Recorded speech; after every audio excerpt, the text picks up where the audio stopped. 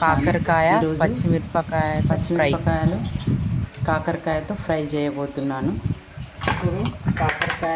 ఇప్పుడు కాకరకాయలను కట్ చేసి అందులో ఉన్న సీడ్స్ తీసేయాలి.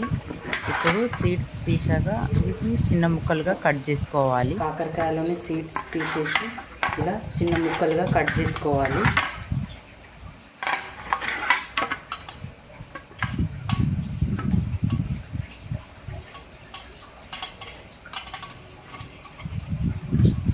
ఆన్ చేసి ఏదైనా కడాయి పెట్టుకోవాలి. కడాయి బాగా హీట్ అయ్యాక ఒక 2 టేబుల్ స్పూన్ల ఆయిల్ హీట్ అయ్యాక జీలకర్ర, ఆవాలు వేసి చిటపిటలాడాక కరివేపాకు వేసుకోవాలి. ఇప్పుడు పచ్చిమిరపకాయలను వేసుకోవాలి. ఇప్పుడు ఇందులోనే 1/2 టీ స్పూన్ పసుపు వేసి బాగా కలపాలి. ఇప్పుడు ఇందులోనే చిన్నగా కట్ చేసుకున్న కాకరకాయ ముక్కలను వేసుకోవాలి. వేసుకొని బాగా మిక్స్ చేసుకోవాలి. మిక్స్ చేసుకున్నాక ఒక 10 నిమిషాలు మూత ఉంచాలి. మూత తీసి మధ్యలో అరగంటకుండా కలుపుతూ ఉండాలి. ఎందుకంటే మనము తక్కువ ఆయిల్లో ఫ్రై చేసుకుంటున్నాం కాబట్టి మధ్యలో చెక్ చేసుకోవాలి. ఇలా ఫ్రై అయ్యేదాకా అడగంటకుండా కలుపుతూనే ఉండాలి మధ్యలో మూత పెట్టి.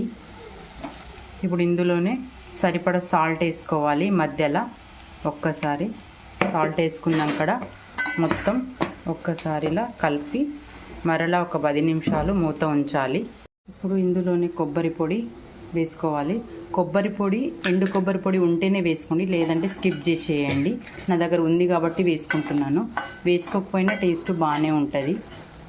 ఇప్పుడు ఇందులోనే కలర్ కోసం కొంచెం కారం, లేదంటే పచ్చి కారం కొంచెం ఎక్కువ వేసుకొని అయినా చేసుకోవచ్చు, అలా కూడా బాగుంటుంది. లేదు పొడి కారంతోనే చేసుకోవాలంటే పచ్చిమిరపకాయలను స్కిప్ చేసేయాలి. ఇప్పుడు ఈ టైంలో మొత్తం ఒకటేసారి పొడి కారం వేసుకోవాలి. మధ్యలో కలుపుతూనే ఉండాలి అడుగంటకుండా, ఫ్రై కాబట్టి. ఇప్పుడు ఇందులోనే చివరగా కొత్తిమీర వేసి మరలా ఒక్కసారి కలుపుకోవాలి. కలుపుకున్నాక ఒక 5 నిమిషాలు మూత ఉంచాలి. ఇప్పుడు 5 నిమిషాల తర్వాత స్టవ్ ఆఫ్ చేసేయడమే. చివరగా ఒక్కసారి ఇలా కలుపుకోవాలి. చూడండి, ఫ్రై ఇలా ఉండాలా, అలా మాడిపోయింది అనుకోకండి, క్రిస్పీగా ఉన్నాయి.